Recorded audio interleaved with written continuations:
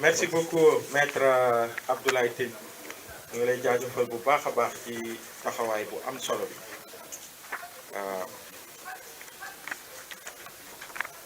di wax rek ni gaa ñi il faut ñu am taxawaay bu am solo am na taxawaay bu am solo bu am jamono bi mais il faut que ñu gën ko dëggal ndax bi ma nekkee Rebeuss c'est le 3 février c'est ça président Macky Sall def déclaration boobu nga xamante ni dafa tuxal élection yi dama am lu ma metti mais sentiment bi ma gën a animé woon mooy sentiment wu rousse c'est-à-dire sentiment wu honte pour le Sénégal ak démocratie ak taaram ak ni ñuy bàkkoo fépp ci àdduna ñu mel ni ñun ñuy ay militants nekk ci espace bi di xeex fépp ci Sénégal ak fépp ci àdduna dañ ñuy woo ñuy bàkkoo Sénégal di bàkkoo démocratie fépp en Afrique on a contribué à faire émerger ay mouvements citoyens yi nga xamante ni ñu ngi xeex ci démocratie di xeex ci droit de l'homme ak yeneen yi ni mel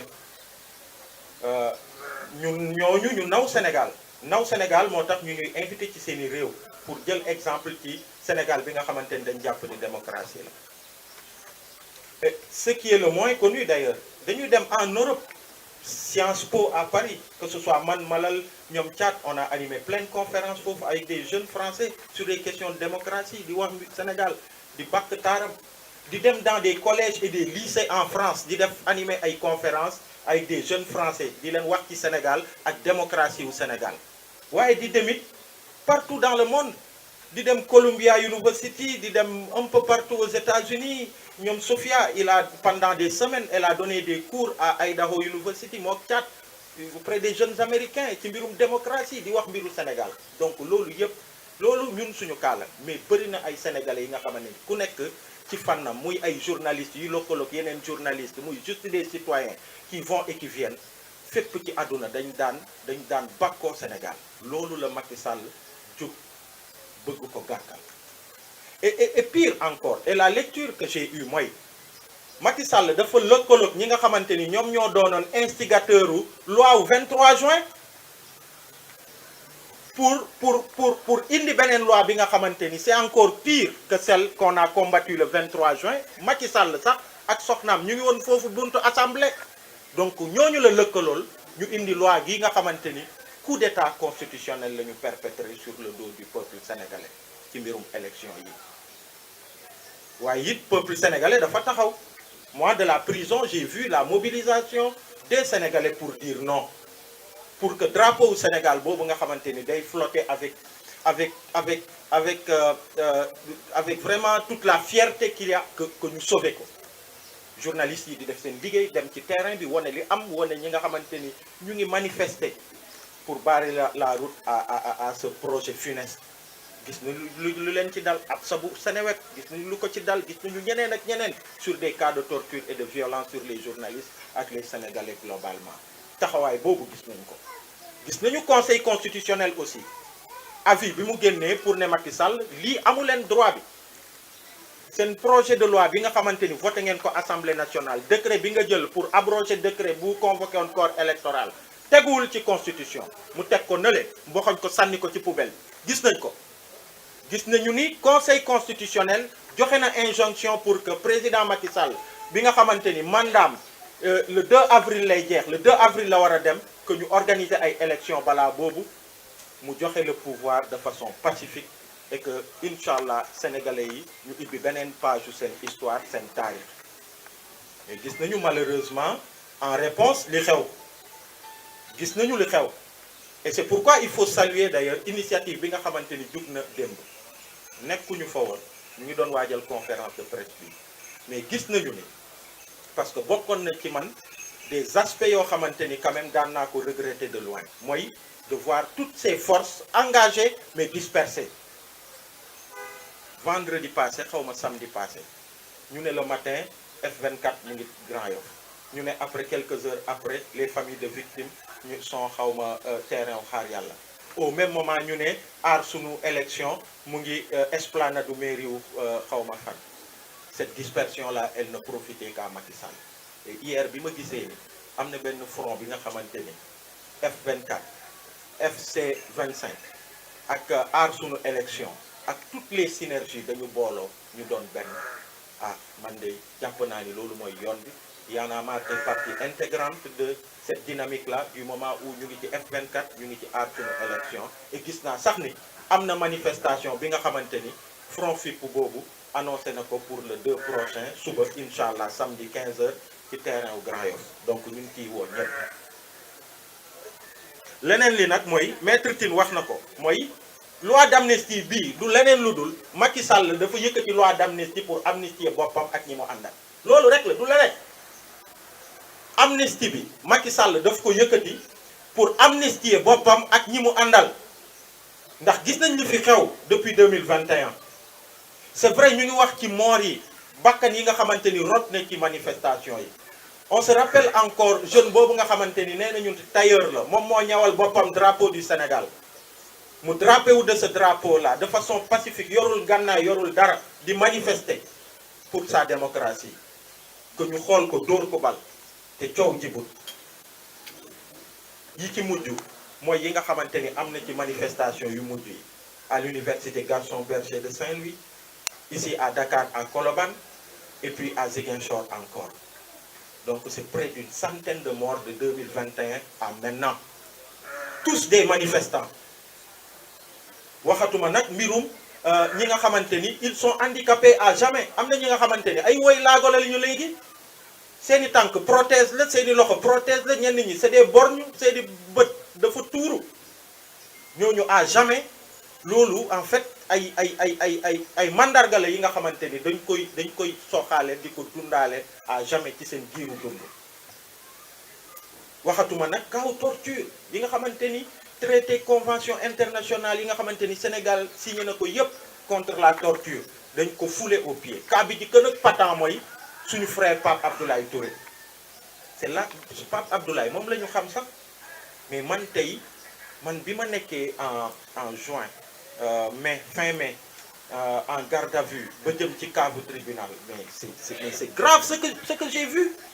ay jeunes yoo xamante ni seeni bopp dañ ko xar ñii seeni loxo dañ ko kii ñii ku ci nekk ñuy ñëw ci cave bi mënuñu sax taxaw ñu leen di téye noonu di leen pamte malgré cette situation bi ñu nekk ñu jël leen yóbbu leen ci kaso yi et c'est d'ailleurs l'une des choses parce que à l'époque bi ma procureur bàyyee ma génn parce que bi ma dégloo gis ni bon bi ma juge d'instruction bàyyee parce que dafa gis ni procureur charge yi ma teg mu xool niñ ma jàppee ak li am mu ne non man lii mënuma la ci tëj mu bàyyi ma ñibbi sama kër donc bi ma ñibbee j'ai pas pu dormir dama xëy le lendemain nekk ci dynamique yi nekk ci conférence de presse yi nekk ci plateau wu télé yi pour dénoncer ce banditisme d'État bi nga xamante ni chaîne bu garaaw la en fait c'est des malfaiteurs gars yi c'est des malfaiteurs ça part du terrain ni ñuy jàppee nit ñi ay rafle des gens yoo xamante ni xamuñu lu géej gi di riir ñu jàpp la ne la wooy lan truc manifestant ok xool sa téléphone gis ci photo Ousmane Sonko ne la ok vas-y yow truc nan nga tudd Sané nga sant ah ok vous rebelles yi c'est ça qu'ils disent donc fa lay commencer on les amène on les torture on les amène d'abord où beneen maillon chaîne bi mooy sûreté urbaine de Dakar en fait ils ont mis en place là-bas benn mécanisme bu grave boo xamante ni c'est du banditisme judiciaire ça je le dis comme ça parce que figurez-vous man dañ ma jàpp man rek en tant que leader ñu ne woon dañuy dem en tant que leader en tant que plateforme F24 ñu dem seeti beneen leader plateforme F24 bi nga xam mooy Ousmane Sonko parce que dañ ko barricadé woon de façon illégale parce que teguwul ci yoon ñu dem ci lañ ma jàpp gis ngeen condition yiñ ma jàppee dóor ma lacrymo ma taxaw et puis ñu pamtee ma yóbbu ma man Kondo et je viens à la sûreté urbaine de Dakar au bout de 2-3 jours au bout d'une journée d'audition le lendemain bi ñu waree déférer parquet je viens on me montre un document boo xamante ni dañ ma boole ak 14 autres personnes chef d'accusation yi saa waay fii ba fii ay xawma 8 chefs d'accusation bu ci gën a garaaw sa morom nga ne ma bii la quand j'ai regardé ma nekk leen mais ñii ñan la ñu ne ma non ici c'est comme ça xaw ma lan ak lan ak lan signé ma ne la lii du ma ko signé déjà vous me mettez avec des gens yoo xam xaw ma leen et puis vous me collez des charges yoo xamante ni ça n'a rien à voir ak li am lii du ma ko signé c'est votre dernier mot ma ne leen oui c'est mon dernier mot et c'est comme ça qu'on m'a amené devant le juge il me parle de co-inculpé ma ne ko j'ai pas de co-inculpé man comme donc là donc c'est comme ça que ça s'est passé dañuy jàpp nit fii ñu rafle kenn ñu ñëw boole la ak des gens ñu indi ay cocktail molotov de tirer de je ne sais où ñu indi ko teg ko photo leen ne ñii ñoo doon def lii ak lii ak lii c'est ça qui s'est passé donc sûreté urbaine de Dakar bu ñu jógee foofu ñu dem au niveau du parquet avec un procureur bu ngeen xoolee lu jiitu loolu Macky Sall dafa def chamboulement bu graaw ci système judiciaire bi indi ay procureur cour d'appel de Dakar ak yooyu mu changé mais ces gens ils avaient des feuilles de route ils avaient des termes de référence yu clairs yu ñu waroon exécuter et c'est ça qu'ils ont exécuté donc pour preuve d'ailleurs da ngeen di xool ci ay jamono ci ginnaaw après ils ont arrêté mais ils avaient commencé à faire des procès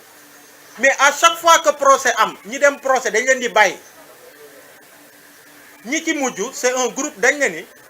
non seulement dañ ne ni ñooñu dañ leen bàyyi parce que ñu ne les faits dont il est question c'est-à-dire li ñu leen ne ni moom lañ leen tuumaal faits yi sax moo amul xam nga mun nañ ne ni faits yi am na mais kii ñu jàpp du moom mais c'est-à-dire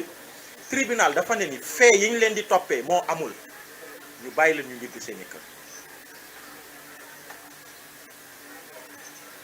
donc tey ay doomu jàmbur ci kaso bi parce qu'on parle des morts on parle des mutilés on parle des nu mu tuddati ñi nga xamante ni ñoom ñooy les torturés mais ceux qui sont victimes de détention arbitraire aussi gaañi c'est un drame wax nañ ko ci texte bi ils sont près d'un millier ñu tëj leen ci kaso yi ñu ci bëri ci ñoom ils traînent tey des séquelles yi nga xamante ni c'est physique am na ñi nga xamante ni bi ñuy dugg ay góor yàlla la ñu woon am seen doole Azoura Fall mais il est sorti de Rebeuss ak béki te xaw na tane tuuti sax am na ñi nga xamante ni ils vont traîner des séquelles psychologiques man gis naa ay ndaw yi nga xamante ni ñu ngi naan free diw mais bis bu mu génnee ay mbokkam dinañu xam ni kii tàggatoo na ak sagom te defut dara et au nom d'une loi d'amnistie léegi ñu ne loolu yëpp dañ koy fàtte cette loi d'amnistie de Macky Sall bi nga xamante ni moom boppam la bëgg amnistier ak ñi mu àndal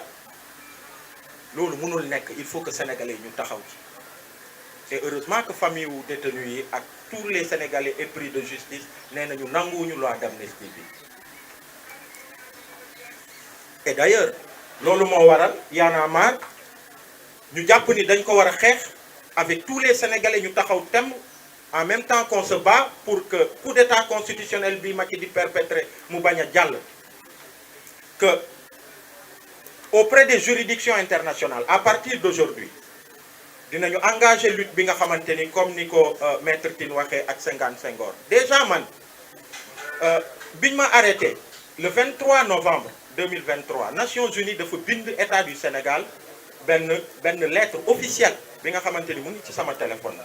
pendant 60 jours ça a été confidentiel mais après les 72 jours def nañ ko ci seen site Nations Unies dafa saisir état du Sénégal sur mon arrestation pour réclamer ma libération après avoir écouté après avoir enquêté ñu ne je suis un détenu arbitraire que même dans les conditions de détention ak yooyu ils se sont inquiétés exigé à ce que état du Sénégal mu joxe des explications et quand l'état du Sénégal le même jour à Genève a donné des explications yoo xamante ni teguwul ci dara ils étaient même pas en mesure de dire pourquoi je suis arrêté mais ils reviendront pour de plus amples informations jamais ça n'a été fait mais ñooñu bàyyiwuñu les Nations Unies n'ont pas laissé ce dossier figurez-vous qu'il y a 3-4 jours j'ai été recontacté et d'ailleurs cette lettre là bu ngeen demee ci site Nations Unies di ngeen gis ni ñu bëri ñoo ko signé notamment la rapporteure spéciale des Nations Unies sur la situation des défenseurs des droits de l'homme, le rapporteur spécial sur la protection des droits et libertés d'opinion et d'expression, et puis le rapporteur spécial sur le droit de réunion, de participation et de liberté d'association, donc le 22 novembre. Donc ils m'ont recontacté pour dire que ils voudraient travailler avec Y en a marre et toutes les entités au Sénégal. Ils vont monter un dossier sur la question des détentions arbitraires, mais sur tout ce qui s'est passé au Sénégal. Donc c'est pour dire que loi d'amnistie bi ñu ngi koy ruumandaat on va se battre parce que warul jàll il faut que ñu taxaw temm mais tey bu dee dañ ko jàllale assemblée nationale képp ki nga xamante ni député nga wala qui que ce soit nga bokk ci ñi nga xamante ni loi bi dañuy fexe ba mu jàll na nga xamante ni sa responsabilité elle est engagée parce que dinañ def li war d'abord auprès des juridictions wax naa aux Nations Unies on a parlé de la CEDEAO mais aussi l'autre aspect mooy dañu ne ni et maître wax na ko heureusement il nous rassure mooy loi def loi mën na ko dindi et c'est pour ça qu'on interpelle aussi tous les candidats à l'élection présidentielle pour leur dire aussi que ñoom aussi il faut que ñu jouer leur part du combat c'est-à-dire qu'ils prennent un engagement comme quoi de la même manière qu'on va se battre ici et à l'international tey jii nii bu dee député yi lëkkalowaat nañu sax pour porter un autre coup fatal à la démocratie sénégalaise en votant cette loi que ñu engagé wu à ce que képp kuñ ci fal bu ñëwee taxaw loi bi dañ koy abroger lu loxo def loxo koy dindi lu loi def loi mën na ko dindi donc ça c'est un message qui est adressé à tous les candidats yi nga xamante ni ñu ngi daagaan baatu askan wi pour que ñu jël cette responsabilité et que ñu jël engagement boobu face au peuple sénégalais donc loolu laa bëggoon def comme résumé en wolof comme ça permettra d'éviter peut-être beaucoup de questions parce qu'on a perdu déjà beaucoup de temps avec le retard donc merci beaucoup peut-être Malal si tu as quelque chose à dire.